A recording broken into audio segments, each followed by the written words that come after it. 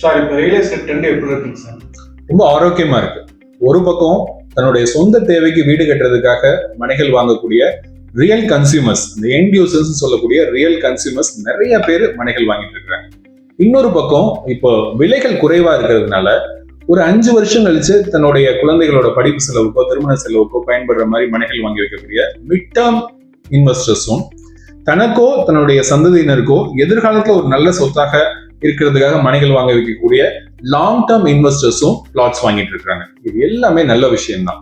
இந்த தன்னுடைய சொந்த தேவைக்காக மனைகள் வாங்கக்கூடியவங்க அடுத்த ஒரு 1-2 வருஷங்கள்ல வீடுகள் கட்ட ஆரம்பிக்கும் போது அந்த மனைப்பிரிவு ஒரு ஆரோக்கியமா ஆர்கானிக்கா வளர்ச்சி அடைஞ்சு இந்த mid term and long term இன்வெஸ்டர்ஸ்க்கு நல்ல ஒரு விலையேற்றத்தையும் லாபத்தையும் கொடுக்கும்.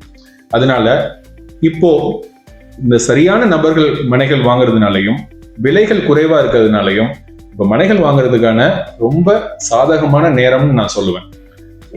நல்ல ப்ராப்பர்ட்டிஸ் தெரிஞ்சதுனாக்க உங்களுக்கு வாங்குறதுக்கான வாய்ப்புகள் இருந்ததுனால எங்கேனாலுமே மிஸ் பண்ணாம ப்ராப்பர்ட்டிஸ் வாங்கி வைங்க.